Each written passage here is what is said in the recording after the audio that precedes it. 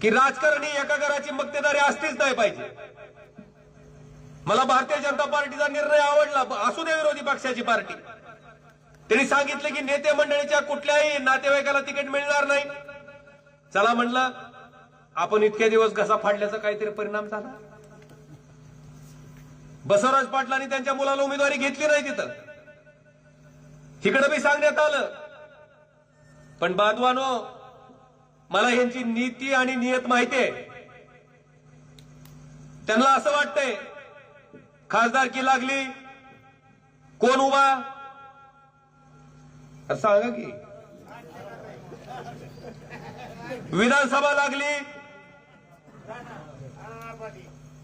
आणि आता जिल्हा परिषद तरी कार्यकर्त्याला सोडा की, का त्याला ती बी लढायची नाही। जिल्हा परिषदच्या महिलाचं अध्यक्षपद जर पहिलेला सुटलं रे सुटलं, अरे हव्यास किती असतो खोडतीचा।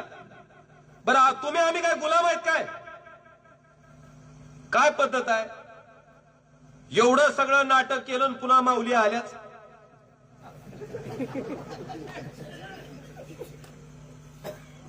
म्हणजे डॉक्टर पद्मसिंह पाटलाच्या घराला जर सोडलं तर बाकीच्या दुसऱ्या कुणाला अक्कल नाही काय की बहुतेक? बाकी सगळे बी नाकले आहेत, काही बाकीच्याला कळत नाही। मला वाटतं ह्याचा विचार आता ग्रामीण भागातल्या जनतेनं करणं गरजेचं आहे। मला खरंच दुःख वाटतंय।